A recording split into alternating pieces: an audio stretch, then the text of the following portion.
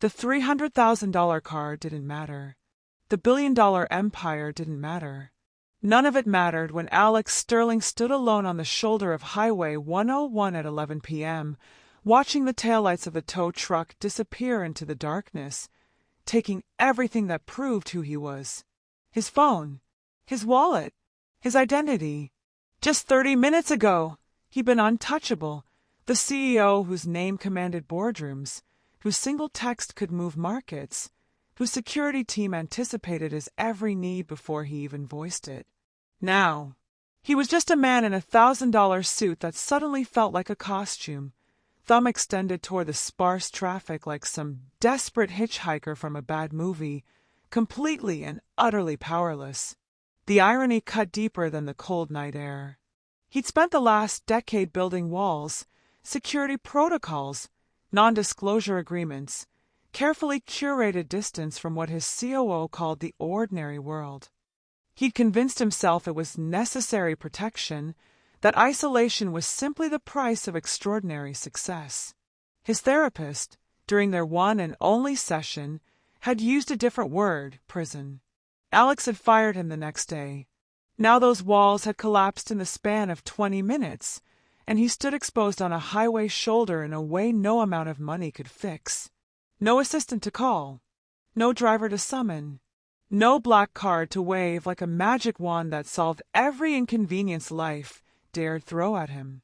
When the silver Toyota Camry slowed and pulled onto the shoulder ahead of him, Alex didn't see salvation. He saw suspicion rising in his own chest. What does she want? What's her angle? Before he even saw the driver's face through the window. That instinct, that immediate distrust of simple human kindness, was his greatest flaw. He just didn't know it yet. The woman who stepped out wore scrubs and exhaustion in equal measure. Her smile was cautious but genuine, the kind of expression Alex hadn't seen directed at him in years. Everyone who smiled at Alex Sterling wanted something. This woman didn't even know who he was. "You okay?" she asked, and something in those two simple words, the absence of calculation, the presence of actual concern, made Alex's throat tighten unexpectedly. "I've had better nights," he managed, trying to remember the last time he'd had to ask anyone for help. He couldn't. Maya Chin had learned to trust her instincts during 12-hour shifts navigating strangers through the city, and right now those instincts were screaming at her to keep driving. Well-dressed man on a deserted highway at 11 p.m. Every true crime podcast she'd ever listened to started exactly like this. But there was something in his posture, shoulders slightly hunched, one hand running through his hair in what looked like genuine bewilderment, that made her brake pedal feel heavier than usual. He looked less like a threat and more like someone's very lost corporate dad. "I'm heading into the city," she offered through the half-open window, already second-guessing herself. "I can drop you somewhere if you need." The relief that washed over his face was so naked, so unguarded, it almost seemed out of place on someone wearing a suit that probably cost more than her monthly rent. "I would, yes. Thank you. I can pay you when we get to my place." He slid into the back seat, and Maya caught his hesitation before he closed the door, like he was weighing whether sitting in front would seem too familiar. Always the back seat, then. She'd pegged his type before he even buckled in. The car's interior told stories Alex had forgotten existed. A car seat anchored behind the passenger side, small enough for a young child. A reusable coffee cup in the holder, stained from countless refills. An air freshener that had long stopped working, replaced by the faint scent of vanilla and exhaustion. The upholstery had a permanent impression on the driver's side, thousands of hours spent behind this wheel. "Long night?" Maya asked, meeting his eyes in the rearview mirror. "You could say that." Alex caught himself before launching into explanations that would reveal too much. "Car trouble. Everything just escalated. Tell me about it. Last month my transmission gave out in the middle of a ride. Had to call my friend at 2 a.m. to tow us." She laughed, but it carried weight. $1,500 I definitely had just lying around. The sarcasm was gentle, practiced, The humor of someone who'd learned to laugh at disasters because crying took too much energy. Alex found himself noticing details he normally filtered out. The way she adjusted the mirror not for vanity but necessity, checking on that empty car seat. The small cross hanging from her rear view. A photo tucked into the sun visor. Maya and a young girl, both grinning at a beach somewhere. "Your daughter?" he asked, surprising himself. Maya's whole face softened. "Sophie. She's 8. Probably still awake, even though she promised she'd be asleep an hour ago." There was love there, uncomplicated and fierce. When was the last time Alex had felt anything that pure? Maya didn't pry, which somehow made Alex want to talk more than if she had. She simply drove, occasionally sharing observations about the late-night city sliding past their windows, the taco truck that made the best carnitas, the gym that inexplicably stayed open until 2 a.m., the coffee shop where she'd worked before Sophie was born. "So what do you do, Alex?" She'd asked his name 5 minutes into the drive, accepting his first-name-only answer without the usual follow-up questions about last names or companies or connections. "Consulting," he heard himself say. The lie tasted strange on his tongue. "Tech sector. A lot of travel, a lot of meetings." Not technically false, just profoundly incomplete. "Sounds lonely," Maya said, and the observation landed like a stone in still water. Alex stared out the window, watching his own reflection superimposed over the city lights. "It can be. I get that. Different reasons, but I get it." Her voice shifted, carrying the weight of something heavier. "My husband passed 2 years ago. Heart attack, completely out of nowhere.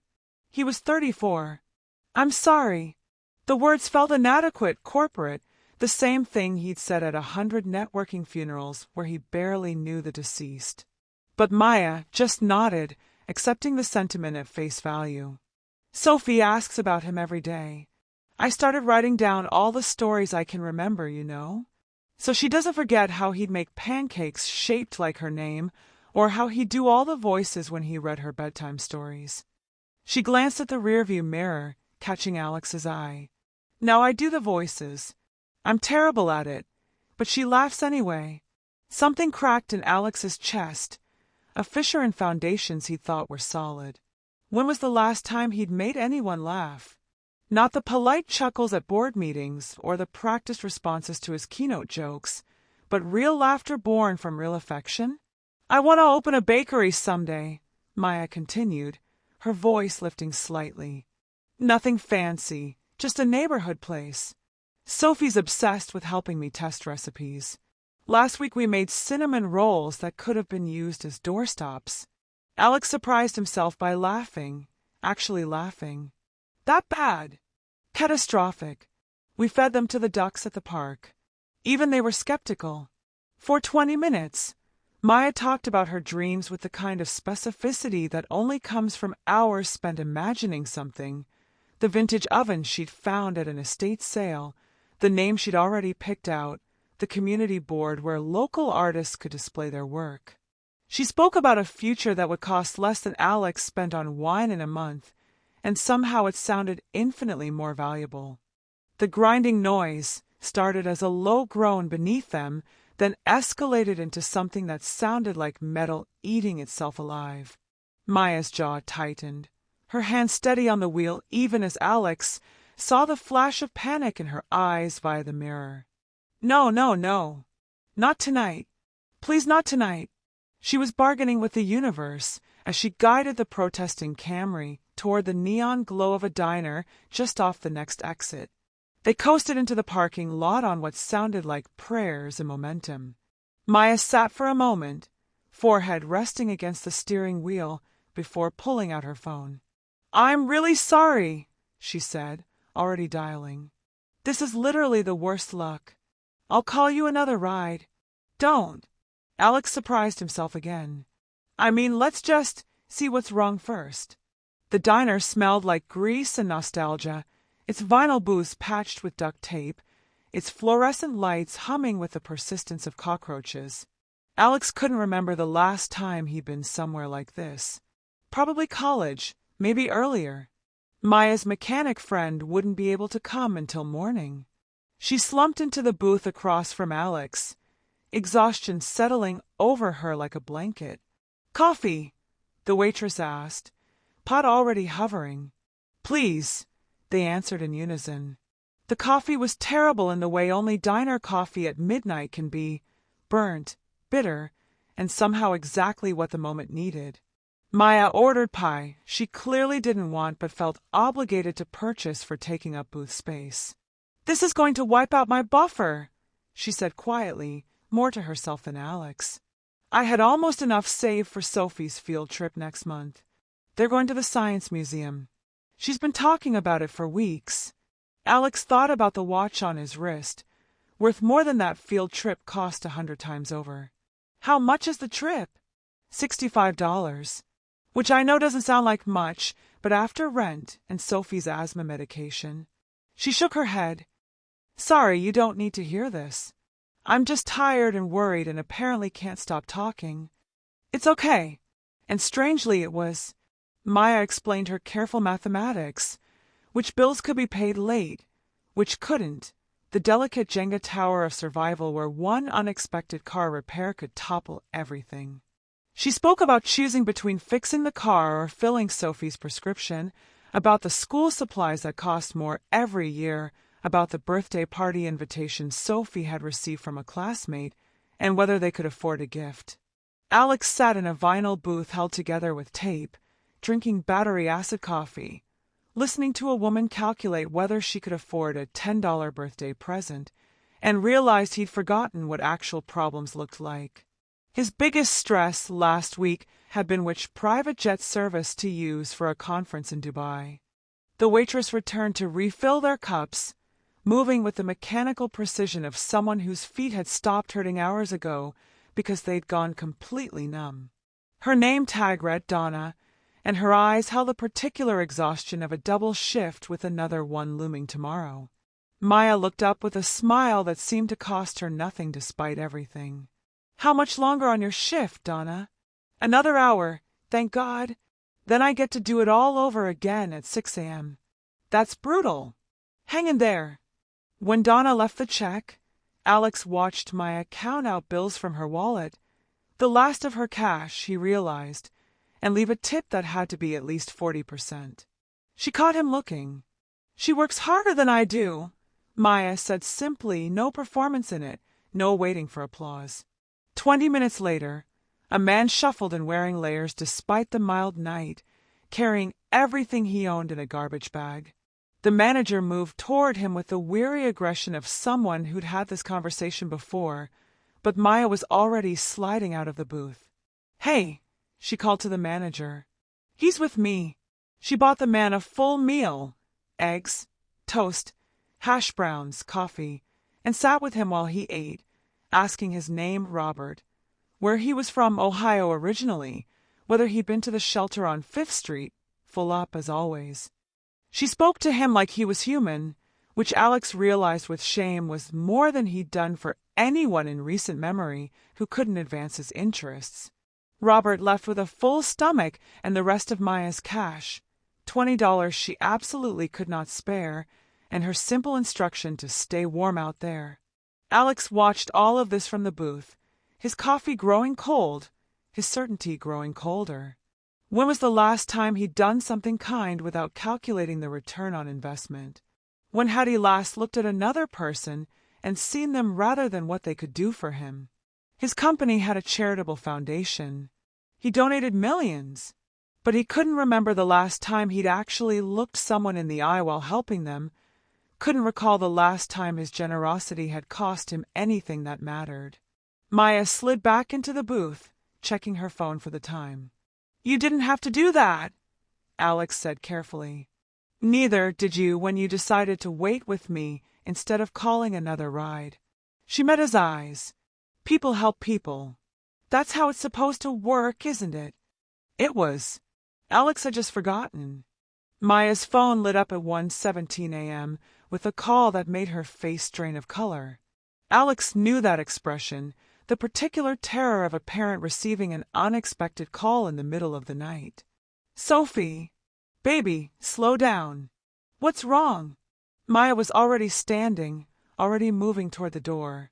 Where's Mrs. Patterson? Alex couldn't hear the other end, but he watched Maya's free hand press against her forehead, caught between disasters. Okay, honey, it's okay.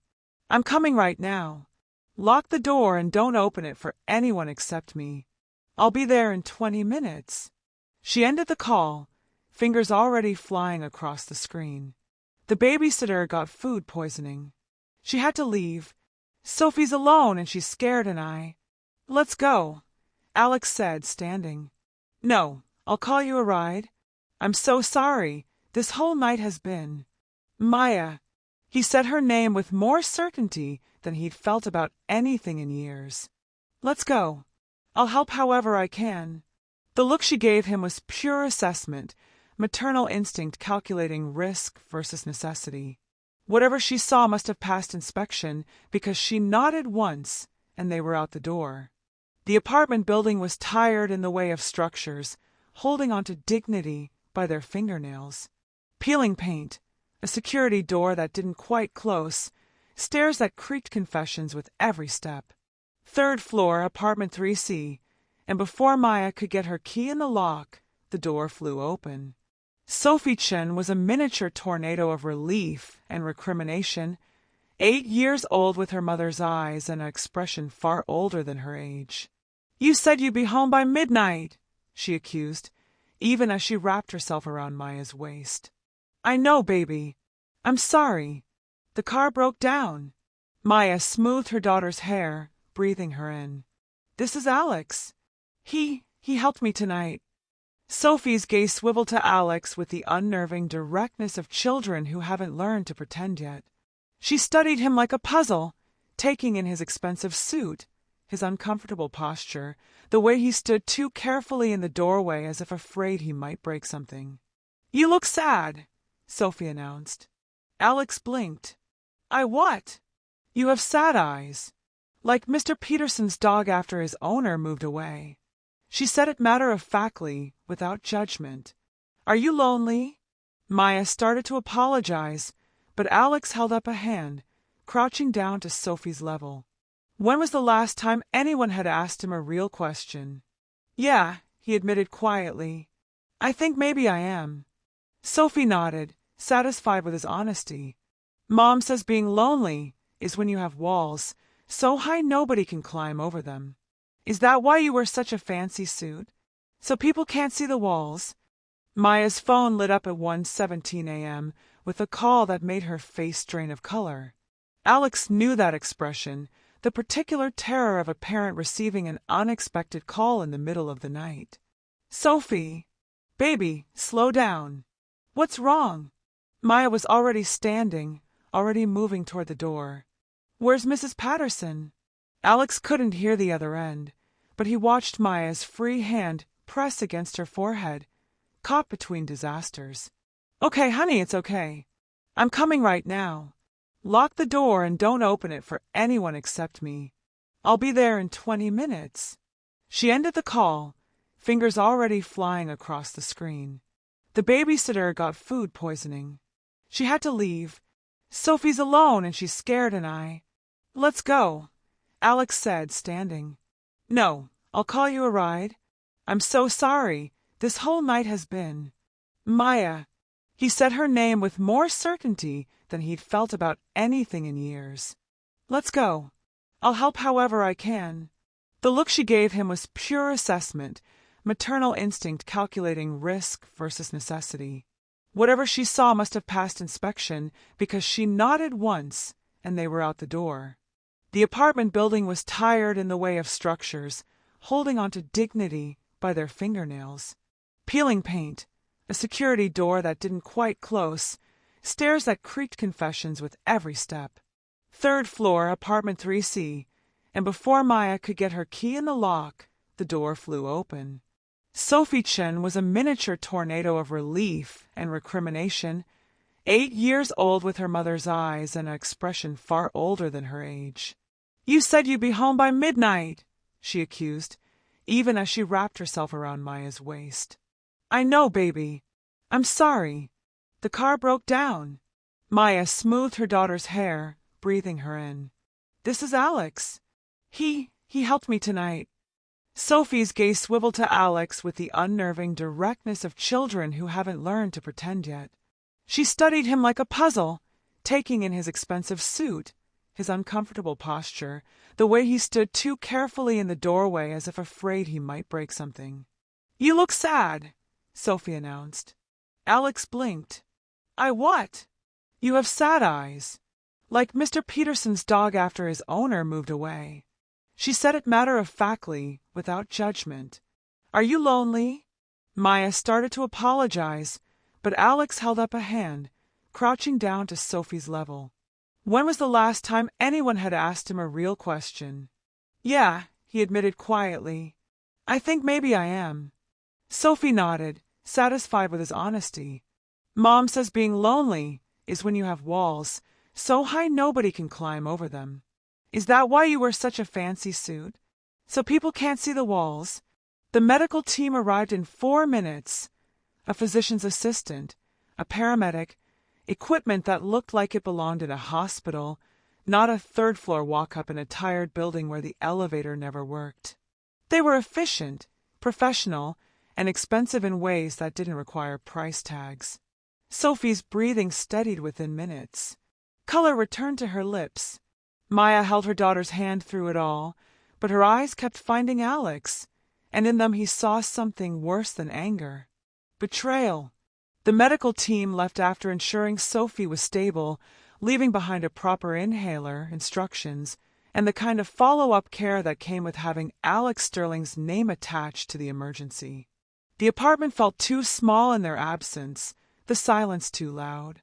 Sophie needs to rest, Maya said, her voice carefully neutral. I'll put her to bed. Alex waited in the tiny living room, surrounded by evidence of a life built from love and duct tape. Second-hand furniture, books from library sales, pictures in frames that didn't match. A life infinitely richer than his penthouse that cost $8 million and felt like a museum. Maya emerged 15 minutes later, arms crossed, standing near the door in a posture that clearly communicated his exit route. Was any of it real? She asked quietly. Or was this some kind of social experiment for you? See how the poor people live. Get a good story for your next TED Talk about authenticity. It was real. Alex's voice came out rougher than he intended. It's the most real I've been in years. You lied about who you are. I did. And I'm sorrier about that than you can possibly know. He stood but didn't move toward the door, didn't move toward her. Do you want to know why I lied? I think I deserve that, yes. Alex took a breath, feeling like he was standing on that highway shoulder again, stripped of everything that defined him. Because I'm terrified. Of everyone. All the time. Maya's arms loosened slightly. She didn't speak, so he continued. When you're worth what I'm worth, you stop seeing people. You see motives, angles, what they want from you. My assistant wants a promotion. My board wants profits. The women I date want. I don't even know anymore. Access. Status. I've had people befriend me just to get close enough to pitch their startup. He ran his hand through his hair, that same gesture Maya had seen on the highway. I built walls. Higher and higher. I convinced myself it was protection, but Sophie was right, they just made me lonely. And tonight, when you pulled over for a stranger, when you shared your life with someone you thought was just Alex, some guy having a bad night, his voice cracked. You reminded me that kindness still exists without calculation, that people can care without wanting something in return. I didn't lie to hurt you. I lied because for the first time in a decade, someone saw me as human instead of a bank account, and I was too selfish to let that go. Maya was quiet for a long time, her eyes searching his face for something, truth, maybe, or at least the shape of it. Finally, she moved to the worn couch and sat down, a gesture that felt like an invitation. Alex took the chair across from her, maintaining distance, letting her control the space. I don't want your money, she said, and there was steel in her voice. "I know that probably sounds stupid to you, turning down help from a billionaire when I'm counting pennies for my daughter's field trip, but I need you to understand something." She leaned forward, hands clasped between her knees. "My dignity isn't for sale. My friendship isn't for sale. If you're sitting here feeling guilty and thinking you can write a check to make yourself feel better about lying to me, you can leave right now. That's not why I'm here." "Then why are you here, Alex?" He thought about the penthouse waiting for him across the city, empty and climate-controlled and utterly soulless. He thought about his calendar tomorrow, full of meetings with people who'd agree with everything he said. He thought about the last time anyone had challenged him, really challenged him, the way Maya was doing right now. "Because in one night, you showed me more humanity than I've experienced in 10 years, he said simply. "And I don't want to lose that." Maya's expression softened slightly, but she wasn't done. "I help people because that's who I am, not because I expect anything back. You need to understand that I didn't pull over tonight to network or make connections or whatever it is people in your world do. I pulled over because you needed help." "I know. Do you? Because from where I'm sitting, you've spent so long thinking everyone wants something from you that you forgot some people just want to be decent human beings." The words landed like punches, accurate and painful. Alex absorbed them, nodded. "You're right. And I'm sorry, not just for lying, but for assuming the worst.